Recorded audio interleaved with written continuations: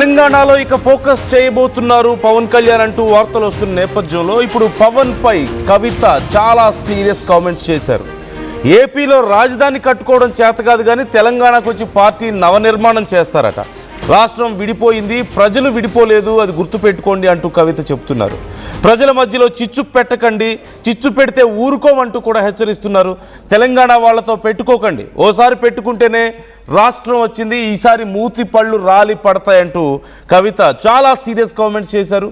అసలు ముందు రాజధాని కట్టుకోండి, జీహెచ్ఎంసీ ఎన్నికల సంగతి తర్వాత చూసుకుందాం అంటూ కామెంట్ చేశారు. తెలంగాణ అవతరణ దినోత్సవం సందర్భంగా రేపు హైదరాబాద్లో బహిరంగ సభ ఏర్పాటు చేస్తున్న నేపథ్యంలో పవన్ కళ్యాణ్ హాజరు కాబోతున్న నేపథ్యంలో గచ్చిబౌలి సంధ్య కన్వెన్షన్లో పవన్ సభకు ఏర్పాట్లు చేస్తున్నారు. పవన్ సభపై తెలంగాణ లీడర్లు ఇప్పుడు అభ్యంతరం వ్యక్తం చేస్తున్నారు. ఆంధ్ర నాయకులకి మా తెలంగాణలో ఏం పని అంటూ కామెంట్స్ చేస్తున్నారు. మరోవైపు ఈ మధ్యకాలంలో వరుసగా కొంతమంది టీడీపీ నాయకుల కామెంట్స్ కూడా ఇక్కడ కొంత గందరగోళానికి కారణం అవుతూ ఉన్నాయి. తెలంగాణ పేరు అసలు డిక్షనరీలో లేదని ఒకరంటే, మరొకరు అసలు తెలంగాణకి విద్యాశాఖ మంత్రి లేడు, వాళ్ళ దౌర్భాగ్యం అని చెప్పి మరొకరు మాట్లాడడం, ఇలా నోటుకొచ్చినట్లు మాట్లాడుతున్నారు. ఏపీ లీడర్లు తెలంగాణ మీద బురద జల్లుతున్నారు అంటూ ఇప్పటికే విమర్శలు పెద్ద ఎత్తున వస్తున్నాయి. ప్రొఫెసర్ నాగేశ్వర విషయం ఎలాగో గందరగోళం అయింది. ఈ టైంలో ఇప్పుడు పవన్ కళ్యాణ్ కూడా ఇక్కడ సభ ఏర్పాటు చేయబోతున్నారు. ఇక జీహెచ్ఎంసీ ఎన్నికల మీద ఫోకస్ చేయబోతున్నారు. తెలంగాణ రాజకీయాల్లో కూడా ఇప్పుడు యాక్టివ్ కాబోతున్నారు అంటూ వార్తలు వస్తున్న నేపథ్యంలో కవిత చాలా సీరియస్గా రెస్పాండ్ అయ్యారు. ఒకసారి ఏమన్నారో చూద్దాం. ఇప్పుడు లెక్క వేరే. పవన్ కళ్యాణ్ గారు ఆయన మీద ప్రొఫెసర్ నాగేశ్వరరావు గారు ఒక మాట మాట్లాడారు. అట్లనే నిన్న మన పాశం యాదగిరి అన్న ఒక మాట మాట్లాడారు. మాట్లాడంగానే ఇక్కడ వాళ్ళ ఏజెంట్ ఉన్నాడు కాబట్టి ఆంధ్ర పోలీసు వాళ్ళు మా మేధావులు ఇంటికి వస్తారు. ఇట్లా చేస్తే మాత్రం ఊరుకోం, క్వశ్చనే లేదు. మాకు అన్ని రైట్స్ ఉన్నాయి, మేము అనుకున్నది మేము ఖచ్చితంగా చెప్తాం. రాజకీయంగా దమ్ముంటే దాన్ని ఎదుర్కోండి. మీ కాడ రాజధాని కట్టుకున్నాడు రాదు శాత కాదు కానీ ఇడికొచ్చాక తెలంగాణ నవనిర్మాణం చేస్తాడు. మా పని మేము చేసుకుంటాం, మా నిర్మాణం మేము చేసుకుంటాం, మా కథలు మేము పడతాం. రాష్ట్రం విడిపోయింది, ప్రజలు విడిపోలే. మీరు ప్రజల మధ్యలో చిచ్చు పెట్టకండి. చిచ్చు పెడితే మాట్లాడేటోళ్ళు లేరు, ఊరుకుంటోళ్ళు లేరు అనుకుంటారేమో. ఇగో ఈ జెండా రాకముందు లెక్క వేరే, ఇప్పుడు లెక్క వేరే. టిఆర్ఎస్ 2.0 ఇక్కడ, టిఆర్ఎస్ 2.0 ఇక్కడ పెట్టుకుంటే మాత్రం మంచిగా ఉండదు. ఇది వరకు ఒకసారి పెట్టుకున్నారు, రాష్ట్రం వచ్చింది. ఈసారి మూతి పనులు రాలిపడతాయి. కాబట్టి మీరు మా ప్రజల్ని తక్కువ చేసి మాట్లాడడం, మా మేధావుల మీద చేయాలనుకోవడం, లేనిపోని సాంస్కృతిక పెత్తనం మా మీద రుద్దాలనుకోవడం, మీకు అక్కడ రాజధాని కట్టుకోవడం చేతగాక మీ పొలిటికల్ పంచాయతీలను తీసుకొచ్చి మా మీద రుద్దడం. ముందు మీ రాజధాని కట్టుకోండి. మా జిహెచ్ఎంసీ ఎన్నికలలో పోటీ చేసే విషయం మీరు మళ్ళీ ఆలోచించారు. మా జిహెచ్ఎంసీలో ఇక్కడ సెటిల్ అయ్యి ఇక్కడ ఉన్నటువంటి ఆంధ్ర బిడ్డలు మా వాళ్ళు. గత 12 ఏళ్ళుగా వాళ్ళని మేము కడుపులో పెట్టుకొని కాపాడుకున్నాం. ఇంకా ఎన్ని ఏళ్ళైనా అట్లనే కాపాడుకుంటాం. తెలంగాణ వాళ్ళం ఎవరిని ఇబ్బంది పెట్టేటోళ్ళం కాదు. చుట్టపు చూపుగా వచ్చినా ఇంటికి వచ్చినా వాళ్ళని ఉన్నాం, వాళ్ళు మన దగ్గరే ఉన్నారు, మన దగ్గరే సెటిల్ అయిన, వాళ్ళతో ఇబ్బంది లేదు. రాజకీయంగా పెత్తనం చేస్తాం, సెక్రటేరియట్లో ఏలు పెడతాం, మీ విధానాలలో ఏలు పెడతాం, మీ నీళ్లు దోసుకుంటాం అంటే మాత్రం ఊరుకునేది ఉండదు. ఖచ్చితంగా చెప్తా ఉన్నాం. పవన్ కళ్యాణ్ గారు సో చూస్తున్నాం కదా, అక్కడ రాజధాని కట్టుకోవడం చేత కాదు కానీ ఇక్కడికి వచ్చి ఏదో చేస్తానంటే ఊరుకోమని చెప్పేసి మాట్లాడుతున్నారు. కానీ మొత్తం మీద పవన్ కళ్యాణ్ తెలంగాణ రాజకీయాల్లో యాక్టివ్ అవుతారు, లేదంటే మరోవైపు టీడీపీ కూడా యాక్టివ్ అవడానికి ప్రయత్నాలు చేస్తుంది. ఈ వార్తలు వచ్చినప్పటి నుంచి తెలంగాణ లీడర్స్ ఈ విషయాల్లో కౌంటర్లు ఇస్తున్నారు, తిడుతున్నారు, అగ్రెసివ్గా మాట్లాడుతున్నారు. ఇట్ సీమ్స్ దాన్ని బట్టి మనకు అర్థమవుతుంది, అలర్ట్ అవుతున్నారు. ఖచ్చితంగా ఏదో జరుగుతుందేమో అన్న ఒక అలర్ట్నెస్ అయితే కనిపిస్తుంది. ఖచ్చితంగా ఎంత ఇంపాక్ట్ ఉంటుంది ఉండదు అనేది సెకండరీ, బట్ అలర్ట్ అయితే అవుతున్నారు అనేది మనకు కనిపిస్తుంది. అంటే ఆ విషయం గురించి వాళ్ళు ఆలోచిస్తున్నారు అనేది అర్థమవుతుంది చాలా క్లియర్గా. అండ్ మోరోవర్ ఇప్పుడు తెలంగాణలో జిహెచ్ఎంసీ ఎన్నికల మీద ఎందుకు ఫోకస్ చేస్తున్నారు పవన్ అనే క్వశ్చన్ వస్తే, ఆయనకి చాలా విశేషమైనటువంటి అభిమాన గణం ఉంది, ఆయనకి భక్తులు ఉన్నారు. ఒక మాటలో చెప్పాలంటే మోర్ ఆఫ్ హైదరాబాద్లో సెటిలర్స్ చాలా ఎక్కువగా ఉన్నారు. సో ఓటింగ్ పడడానికి అవకాశం చాలా ఎక్కువగా ఉంది, ఆయన ఇన్ఫ్లుయెన్స్ చూపించడానికి అవకాశం ఎక్కువగా ఉంది. మోర్ ఆఫ్ జనసేన అక్కడ 21కి 21 గెలిచి 100% స్ట్రైక్ రేట్తో చాలా ఉత్సాహంగా ఉంది. సో ఖచ్చితంగా తెలంగాణలో కూడా అలాంటి ఒక మంచి ఫలితం మాకు వచ్చే అవకాశం ఉంటుంది అని చెప్పేసి ఆలోచిస్తున్నారు. జూబ్లీహిల్స్ ఉప ఎన్నికల్లోనే ప్రచారం చేయించాలని ప్రయత్నం చేశారు, కానీ అప్పుడున్న ఈక్వేషన్స్కి ఒప్పుకోలేదు. బీజేపీ కొంత వెనక్కి తగ్గింది. ఆ తర్వాత స్థానిక సంస్థల ఎన్నికల్లో కొంత జనసేన ప్రభావం చూపించాలని ప్రయత్నం చేసినప్పటికీ కూడా we can say it's very minute impact అని చెప్పొచ్చు. కానీ జిహెచ్ఎంసీ ఎన్నికలు చాలా డిఫరెంట్. ఇక్కడ సెటిలర్స్ చాలా ఎక్కువ మంది ఉన్నారు. చాలా కొన్ని ఏరియాలు, ముఖ్యంగా కూకట్పల్లి కానీ, ఇటు అమీర్పేట్, ఎస్ఆర్ నగర్, కేపీహెచ్పి, ఈ ప్రాంతాలన్నింటిలో విపరీతమైనటువంటి సెటిలర్స్ ఇంపాక్ట్ ఉంటుంది. సో దాన్ని ఎన్కేష్ చేసుకోవాలని, దాంతోపాటుగా ఒక పెద్ద స్టార్గా ఆయనకి చాలా పెద్ద ఫ్యాన్ బేస్ కూడా ఉంది తెలంగాణలో. సో దాన్ని మరింత పోలరైజ్ చేయాలన్న ఆలోచనలో జనసేన ఉన్నట్లుగా కనపడుతుంది. సో మరొకసారి కవిత ఏమన్నారో చూద్దాం. అండ్ ఆఫ్టర్ దట్ మా ప్రతినిధి మధు కూడా మనతో జాయిన్ అవుతున్నారు. మధుతో డిస్కస్ చేద్దాం ఏం జరగబోతోంది అనేది. పవన్ కళ్యాణ్ గారు ఆయన మీద ప్రొఫెసర్ నాగేశ్వరరావు గారు ఒక మాట మాట్లాడారు. అట్లనే నిన్న మన పాశం యాదగిరి అన్న ఒక మాట మాట్లాడంగానే ఇక్కడ వాళ్ళ ఏజెంట్ ఉన్నాడు కాబట్టి ఆంధ్ర పోలీసు వాళ్ళు మా మేధావులు ఇంటికి వస్తారు. ఇట్లా చేస్తే మాత్రం ఊరుకోం, క్వశ్చనే లేదు. మాకు అన్ని రైట్స్ ఉన్నాయి. మేము అనుకున్నది మేము ఖచ్చితంగా చెప్తాం. రాజకీయంగా దమ్ముంటే దాన్ని ఎదుర్కోండి. మీ కాడ రాజధాని కట్టుకున్నాడు రాదు శాత కాదు, కానీ ఇడికొచ్చాట తెలంగాణ నవనిర్మాణం చేస్తాడు. మా పని మేము చేసుకుంటాం, మా నిర్మాణం మేము చేసుకుంటాం, మా కథలు మేము పడతాం. రాష్ట్రం విడిపోయింది, ప్రజలు విడిపోలే. మీరు ప్రజల మధ్యలో చిచ్చు పెట్టకండి. చిచ్చు పెడితే మాట్లాడేటోళ్ళు లేరు, ఊరుకుంటోళ్ళు లేరు అనుకుంటారేమో. ఇగో ఈ జెండా రాకముందు లెక్క వేరే, ఇప్పుడు లెక్క వేరే. టిఆర్ఎస్ 2.0 ఇక్కడ పెట్టుకుంటే మాత్రం మంచిగా ఉండదు. ఇది వరకు ఒకసారి పెట్టుకున్నారు, రాష్ట్రం వచ్చింది. ఈసారి మూతి పనులు రాలిపడతాయి. కాబట్టి మీరు మా ప్రజల్ని తక్కువ చేసి మాట్లాడడం, మా మేధావుల మీద చేయాలనుకోవడం, లేనిపోని సాంస్కృతిక పెత్తనం మా మీద రుద్దాలనుకోవడం, మీకు అక్కడ రాజధాని కట్టుకోవడం చేతగాక మీ పొలిటికల్ పంచాయతీలను తీసుకొచ్చి మా మీద రుద్దడం. ముందు మీ రాజధాని కట్టుకోండి. మా జిహెచ్ఎంసీ ఎన్నికలలో పోటీ చేసే విషయం మీరు మళ్ళీ ఆలోచించారు. మా జిహెచ్ఎంసీలో ఇక్కడ సెటిల్ అయ్యి ఇక్కడ ఉన్నటువంటి ఆంధ్ర బిడ్డలు మా వాళ్ళు. గత 12 ఏళ్ళుగా వాళ్ళని మేము కడుపులో పెట్టుకొని కాపాడుకున్నాం. ఇంకా ఎన్ని ఏళ్ళైనా అట్లనే కాపాడుకుంటాం. తెలంగాణ వాళ్ళం ఎవరిని ఇబ్బంది పెట్టేటోళ్ళం కాదు. చుట్టపు చూపుగా వచ్చినా, ఇంటికి వచ్చినా వాళ్ళని ఉన్నాం. వాళ్ళు మన దగ్గరే ఉన్నారు, మన దగ్గరే సెటిల్ అయింది. వాళ్ళతో ఇబ్బంది లేదు. సో మధు జాయిన్ అవుతున్నారు మా ప్రతినిధి. మధు, టిఆర్ఎస్ 2.0 ఇక్కడ మామూలుగా ఉండదని చెప్పేసి కవిత వార్నింగ్ ఇస్తున్నారు. సో మరోవైపు మరికొంతమంది ఇప్పటికే బీఆర్ఎస్ నాయకులు కానీ, కాంగ్రెస్ నాయకులు కానీ రెస్పాండ్ అవుతున్నారు. పవన్ కళ్యాణ్ ఇక్కడ వస్తున్నారు అన్న విషయం తెలిసి. సో ఏం జరుగుతుంది, ఏం చేసే అవకాశం ఉంది ఈ విషయంలో? అయితే గతంలోనే జిహెచ్ఎంసీ ఎలక్షన్లలో పోటీ చేద్దామనేటువంటి సమాయత్తమయ్యారు. దానికి సంబంధించి సమీక్షలు నిర్వహించారు పవన్ కళ్యాణ్. ఇక్కడ జనసేన ఆధ్వర్యంలో టోటల్ జిహెచ్ఎంసీ పరిధిలో కార్పొరేటర్గా అవకాశం కల్పించాలి, చాలామంది నాయకులు పోటీ చేయాలనేటువంటిది సమాయత్తం చేశారు అప్పుడు ఆ టైంలో. కానీ బీజేపీ నాయకులు ఇంటికి వెళ్ళి మాట్లాడిన తర్వాత విరమించుకున్నారు. రీసెంట్గా కొండగట్టు ఆంజనేయ స్వామి ఆలయానికి అభివృద్ధి కోసం పవన్ కళ్యాణ్ అక్కడ వెళ్ళారు. దానికి సంబంధించిన నిధులు కేటాయించారు. అక్కడే ప్రైవేట్ ఫంక్షన్ హాల్లో జనసేన తెలంగాణ పార్టీకి సంబంధించినటువంటి నాయకులతో భేటీ అయ్యారు. ఆ భేటీ సందర్భంగానే సీరియస్గా వీళ్ళందరికీ సూచనలు చేస్తారు. తెలంగాణ జనసేన నాయకులకి తెలంగాణలో పార్టీ బలోపేతం కోసం దృష్టి పెట్టాలి, మీరంతా కూడా పబ్లిక్ ఇష్యూ మీద, పబ్లిక్ ఎజెండాగానే గ్రౌండ్ లెవెల్లో పనిచేయాలి, ఆ ఇష్యూస్ను ఫోకస్ చేయండి అంటూ ఆయన మాట్లాడారు. రాజకీయాలు పక్కన పెట్టండి, కేవలం ప్రజా సమస్యలపైనే ఫోకస్ చేయండి. అయితే ఆంధ్రాలో నాయకత్వం ఉంది, జనసేనకు అక్కడ ఎదగగలిగాము, మనం 21 సీట్లు గెలవగలిగాము.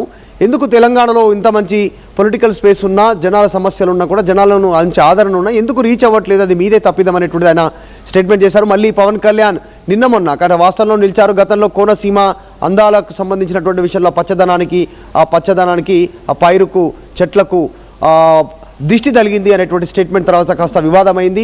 రాజకీయ పార్టీ నాయకులు రెస్పాండ్ అయ్యారు. ఇప్పుడు ప్రొఫెసర్ నాగేశ్వర్ సంబంధించినటువంటి అంశంలో ఆయన చేసిన వ్యాఖ్యల విషయంలో పోలీసులు కేసు పెట్టడము, తర్వాత పోలీసులు ఆయన ఇంటికి రావడం వివాదం అవుతుంది. కొంతకాలంగా దీనిపైన చర్చ నడుస్తూ ఉంది, అన్ని రౌండ్ టేబుల్ సమావేశాలు. కవిత కూడా దీనిపైన ఈరోజు పవన్ కళ్యాణ్ టార్గెట్గా మాట్లాడారు. మూతిపళ్ళు రాలుతాయి అనేటువంటి స్టేట్మెంట్ చేశారు. మీ అస్తిత్వాన్ని, మీ సంబంధించినటువంటి వాటిని మా తెలంగాణ ప్రజలపైన, తెలంగాణ పైన రుద్దొద్దు, సెక్రటరియట్లో వేలు పెడతాం, కాలు పెడతాం అంటే చూస్తూ ఊరుకోమనేటువంటి వార్నింగ్ ఇచ్చారు కవిత. ఇక్కడ 2.0 టీఆర్ఎస్ అంటూ ఆమె కాస్త వార్నింగ్ ఇచ్చారు. గతంలో టీఆర్ఎస్ ఉన్నప్పుడు తెలంగాణ రాష్ట్రం సిద్ధించింది, ఇప్పుడు 2.0 ఊరుకునేది లేదు, తెలంగాణ వచ్చినా తెలంగాణ ఉద్యమకారుల ఆకాంక్షలు నెరవేరలేదంటూ మాట్లాడుతూనే ఆంధ్ర నాయకులు ఇక్కడ మళ్ళీ రీఎంట్రీ, నవనిర్మాణం అనేటువంటిది లోకేష్ లేకుంటే పవన్ కళ్యాణ్ సభలు పెడతామంటున్నారు. అవసరం లేదు, మీరు రావాల్సిన అవసరం లేదు, ముందు మీ రాజధాని మీరు చక్కగా కట్టుకోండి. 13 ఏళ్ళు అవుతుంది రాష్ట్రం సిద్ధించి, మీరు కనీసం రాజధాని కట్టుకోలేనటువంటి సిచ్యువేషన్ సెక్రటరియట్లో ఈ రోజుకు వర్షం వస్తే నీళ్ళు వస్తాయి. ఆంధ్ర ప్రజల దుస్థితి ఈరోజు ఎంత బాధగా ఉంటుంది, వాళ్ళ ఆలోచన తీరు ఎట్లా ఉంటుంది, ఏ సమస్య ఉన్నా ఎట్లాంటి ఇష్యూస్ ఉన్నా ఆంధ్ర నాయకులు హైదరాబాద్ వచ్చి హైదరాబాద్ ఆసుపత్రిలో వైద్యం చేయించుకొని పోతారు, కానీ అక్కడ ఆసుపత్రి కట్టుకోవడం చేత కాదు అంటూనే ఇంకొక వార్నింగ్ చేశారు. ఈ మధ్యకాలంలో మొత్తం ఏడాపేడా ఆంధ్ర నాయకుల విగ్రహాలు పెడతా ఉన్నారు తెలంగాణలో. మేము అధికారంలోకి వస్తే విగ్రహాలు పగలగొట్టి పార్సిల్ చేసి ఆంధ్రాకు పంపిస్తామనేటువంటి ఒక కామెంట్ కూడా కవిత చేసినటువంటి సిచ్యువేషన్ కాస్త హాట్ టాపిక్గా మారింది. ప్రస్తుతం కవిత చేసినటువంటి మాటలు. ముందు లోకేష్ గారు, పవన్ కళ్యాణ్ గారు, మీరు సెక్రటరియట్లో వానాకాలంలో నీళ్లు రాకుండా చూసుకోండి, మా సంగతి ఇక్కడ నవనిర్మాణ సంగతి వదిలేసేయి, మేము ఏం చేయాలో ఇక్కడ కథలు పడాల్సిన అవసరం లేదు, మాకేం చేయాలో తెలుసు అనేటువంటి స్టేట్మెంట్ చేశారు. షూటింగ్ వ్యాపారాలు చేసుకుంటే మాకు అభ్యంతరం లేదు, కానీ సెక్రటరియట్లో రాజకీయాల్లో వేలు పెడతామంటే మాత్రం ఊరుకోమనేటువంటి వార్నింగ్ ఇచ్చారు. నేను అసలే మొండిదాన్ని, మీరు అనుకున్నంత మంచిదాన్ని కాదు అంటూ కవిత మాట్లాడారు. అంటే మరోవైపు అసలు జనసేన స్ట్రాటజీ ఏంటి? ఎల్లుండి మీటింగ్ జరగబోతుంది, వాళ్ళ ఫర్దర్ ఫోకస్ దేని మీద ఉండబోతుంది, ఎలా ప్లాన్ చేస్తున్నారు, పూర్తి స్థాయిలో యాక్టివ్ అవబోతుందా జనసేన? అంటే మొన్నటి వరకు ఉన్నటువంటి రాష్ట్ర కమిటీలన్నిటినీ రద్దు చేస్తారు జనసేనకు సంబంధించి, తెలంగాణ రాష్ట్రానికి సంబంధించి. అంటే జనరల్ సెక్రటరీలు, యూత్ ప్రెసిడెంట్లు, మహిళా విభాగాలు, తర్వాత ఈ విభాగాలు ఏవైతే ఉన్నాయో జిల్లాల వారీగా ఇన్ఛార్జీలు, అధ్యక్షులు, వాటన్నిటినీ క్యాన్సిల్ చేసి మొత్తం రామ్ తల్లూరి అనేటువంటి వ్యక్తిని ఈ పార్టీ జనరల్ సెక్రటరీగా నియమించారు పవన్ కళ్యాణ్. ఆయన ఆధ్వర్యంలో ప్రస్తుతం వర్కౌట్ చేస్తూ ఉన్నారు. సో కసరత్తు పూర్తయింది. నెక్స్ట్ మీటింగ్లో కమిటీ ప్రకటించి వచ్చేటువంటి జిహెచ్ఎంసీ ఎన్నికల్లో జనసేన పోటీ చేయడానికి సిద్ధమవుతున్నట్టుగా ప్రచారం జరుగుతూ ఉంది. పవన్ కూడా మొన్న కొండగట్టు సంబంధించినటువంటి ఆలయ అభివృద్ధి పనుల కోసం పోయిన తర్వాత అదే రోజు వీళ్ళందరికీ సూచన కూడా చేశారు, త్వరలో తెలంగాణలో పార్టీని విస్తరించబోతా ఉన్నాము, స్పేస్ ఉంది, ప్రజలు ఆదరించడానికి సిద్ధంగా ఉన్నారనేటువంటిది. కాబట్టి పార్టీని యాక్టివ్ చేయడానికి తెలంగాణలో పవన్ కళ్యాణ్ సిద్ధమవుతున్నారు. దాంట్లో భాగంగానే ఇప్పుడు జరగబోయేటువంటి సమావేశం, దాంట్లో చాలా కీలకంగా నాయకులను వచ్చే జిహెచ్ఎంసీ ఎలక్షన్లో సమాయత్తం చేయడానికి సిద్ధమవుతున్నట్టుగా తెలుస్తూ ఉంది. మరోవైపు జనసేన క్యాడర్ రెస్పాన్స్ ఎలా ఉంది ఈ విషయంలో? ఓవైపు తెలంగాణ నాయకులు ఇప్పుడు ప్రొఫెసర్ నాగేశ్వర విషయంలో కొంత రెస్పాండ్ అయ్యే ప్రయత్నం చేశారు, మళ్ళీ ఈవెన్ జర్నలిస్ట్ నుంచి కూడా కొంత అగ్రెసివ్ రియాక్షన్స్ చూశారు. ఇప్పుడు కవిత కానీ మీ ఇతర నాయకులు చేస్తున్నటువంటి వ్యాఖ్యల విషయంలో ఇప్పుడు యాక్టివ్ అవుదామన్న థాట్ ఉంది కాబట్టి రెస్పాన్స్ ఏమైనా ఉందా క్యాడర్ నుంచి? కానీ కీలకమైన నాయకులు ఎవరైనా తిరిగి కౌంటర్స్ ఇచ్చే ప్రయత్నం ఏమైనా చేస్తున్నారా? ఖచ్చితంగా ఆల్రెడీ స్టార్ట్ అయ్యాయి. అధికార పార్టీ నుంచి, తర్వాత ప్రతిపక్షాల నుంచి విమర్శలు వస్తూ ఉన్నాయి. ఎందుకంటే పవన్ కళ్యాణ్ రీఎంట్రీ తెలంగాణలో కాస్త పార్టీని మళ్ళీ ఒకసారి, ఎందుకంటే ఆల్రెడీ ఆంధ్రలో ప్రభుత్వంలో ఉన్నారు, 21 మంది ఎమ్మెల్యేలు గెలిచారు, డిప్యూటీ సీఎంగా ఉన్నారు, జనసేన నుంచి మంత్రులుగా కొనసాగుతున్నారు. కాస్త స్ట్రైక్ రేట్ 100% అక్కడ గెలిచిన పోటీ చేసిన అన్ని స్థానాల్లో గెలవడం, దేశవ్యాప్తంగా పవన్ కళ్యాణ్ నుంచి చర్చ జరగడం. జనరల్గా పవన్ కళ్యాణ్ సినిమా స్టారు, ఆయన కాస్త క్రేజీ ఉంటుంది, అభిమానులు ఉంటారు, ముఖ్యంగా యువత ఎక్కువ క్రేజీ ఉంటారు పవన్ కళ్యాణ్కి సంబంధించి. ఆ ప్రభావం పడే అవకాశం ఉంటుంది రేపు జిహెచ్ఎంసీ ఎన్నికల్లో, అందులో భాగంగా ఆయన ఫోకస్ చేస్తూ ఉన్నారు. సో పవన్ కళ్యాణ్ వస్తే ఆ ఎఫెక్ట్ ఎవరిపైన పడే అవకాశం ఉంటుంది అనేటువంటిది కూడా చర్చ ఆల్రెడీ గ్రౌండ్ లెవెల్లో స్టార్ట్ అయింది. అందులో భాగంగానే పవన్ రాకను విమర్శలు చేస్తూ ఉన్నారు అందరూ కూడా. కవిత చేసినటువంటి కామెంట్స్ కూడా పవన్ని టార్గెట్గానే చేశారు ఆమె మాట్లాడిన అనేక అంశాల్లో. సో పవన్ కళ్యాణ్ నవనిర్మాణం చేస్తాం, ఇది చేస్తాం, అవసరం లేదు, ఏం చేయాలో మా కథలు మేము పడతాం అనేటువంటి స్టేట్మెంట్ కవిత చేయాల్సినటువంటి సిచ్యువేషన్ ఉంది. సో పవన్ ఎంట్రీ ఆల్రెడీ ఇప్పుడు తెలంగాణలో కాంగ్రెస్ అధికార పార్టీ బలంగా ఉంది, బీఆర్ఎస్ ప్రతిపక్షంగా వాళ్ళు బలంగా ఉన్నారు, బీజేపీ మేము వస్తామని వాళ్ళు చెప్తా ఉన్నారు. సో కవిత టీఆర్ఎస్ పార్టీ పెట్టుకుంది, మేమే వస్తాం ప్రత్యామ్నాయం అని చెప్తాం. సో ఇన్ని పార్టీలు ఉన్న నేపథ్యంలో మళ్ళీ పవన్ రీఎంట్రీ తెలంగాణలో యాక్టివ్ అవుదాం అనుకున్న నేపథ్యంలో ఆమె విమర్శలు దాడి చేశారు పవన్ కళ్యాణ్ పైన, లోకేష్ పైన, ఆంధ్ర పార్టీల పైన, ఆంధ్ర అస్తిత్వం పైన. Right, thank you Madhu. మొత్తం మీద GHMC elections are going to be way more interesting than ఇప్పుడు ఇంతకుముందు జరిగినటువంటి జూబ్లీ హిల్స్ బై ఎలక్షన్స్ కానీ, లేదంటే ఇటు పంచాయతీ ఎన్నికలు కానీ, వీటన్నిటికంటే కూడా చాలా ఇంట్రెస్టింగ్గా ఉండబోతున్నాయి అనేది మాత్రం అర్థమవుతుంది. ఎందుకంటే ఓవైపు కాంగ్రెస్ అధికారంలో ఉంది, బీజేపీ స్ట్రెంత్ తెలంగాణలో ఎస్పెషల్లీ హైదరాబాద్లో గత జిహెచ్ఎంసీ ఎన్నికల్లో మంచి పర్ఫార్మెన్స్ చూపించింది, ఈసారి ఇంకా మంచి పర్ఫార్మెన్స్ చూపించాలని చెప్పి బీజేపీ ప్లాన్ చేసుకుంటుంది. బీఆర్ఎస్ ఇవన్నీ కాదు, మేము మళ్ళీ ఫామ్లోకి వస్తున్నామని చెప్పి బీఆర్ఎస్ అనుకుంటుంది. జూబ్లీ హిల్స్ ఉప ఎన్నికల్లో మేము ఎలాగో గట్టి పోటీ ఇవ్వగలిగాం, ఆ తర్వాత స్థానిక సంస్థల్లోనూ గట్టి పోటీ ఇచ్చాం కాబట్టి ఇక జిహెచ్ఎంసీలో మాకు తిరుగులేదు, మేము చేసింది గతంలో గుర్తుంటుంది జనానికి అని చెప్పి మాట్లాడుకుంటున్నారు. ఇలాంటి తరుణంలోనే మరోవైపు టీఆర్ఎస్ 2.0 అని చెప్పేసి కవిత ఎంట్రీ ఇచ్చారు. ఇంకోవైపు ఇప్పుడు పవన్ ఎంట్రీ ఇస్తున్నారంటున్నారు, టీడీపీ వస్తుందని చెప్పి అంటున్నారు. మొత్తం మీద చాలా ఇంట్రెస్టింగ్గా మారబోతున్నాయి జిహెచ్ఎంసీ ఎన్నికలు. అండ్ అతి త్వరలో తెలంగాణ రాజకీయాల్లోనే చాలా హీట్ పెరగబోతుంది అనేది మాత్రం అర్థమవుతుంది. ఓవైపు తెలంగాణ ఈ పార్టీలన్నీ ఏమో టీడీపీని, జనసేనని, ఏపీ నాయకులు మా మీద ఏదో మా నెత్తిని కూర్చోడానికి వస్తున్నారు అని చెప్పేసి కామెంట్స్ చేస్తున్నారు. మరోవైపు అవునన్నా కాదన్నా ఖచ్చితంగా జనసేనకి కేడర్ ఉంది, జనసేనానికి మంచి అభిమాన గణం ఉంది. మరోవైపు టీడీపీకి ఒకప్పటి కేడర్ ఇప్పుడు కూడా కొనసాగుతుంది. టీడీపీ యాక్టివ్ అయితే మళ్ళీ అటువైపు అట్రాక్ట్ అయ్యే అవకాశాలు అప్పుడున్నంత కాకపోయినా కొంతవరకు అట్రాక్ట్ అయ్యే అవకాశాలు కనిపిస్తున్నాయి. సో ఎవరి స్టేక్ వాళ్ళు తీసుకోవడానికి ప్రయత్నాలు జరుగుతున్నాయి ఇక్కడ. సో ఇప్పుడు కవిత చేస్తున్నటువంటి కామెంట్స్కి మరి ఇక్కడ ఉన్నటువంటి జనసేన నాయకులు ఎలా రెస్పాండ్ అవుతారు అంటే, మా దగ్గరికి వచ్చి ఏదో చేద్దామని చూస్తే ఈసారి పళ్ళు రాలుతాయి, గతంలో స్టేటే పోయిందని చెప్పేసి మాట్లాడారు కదా.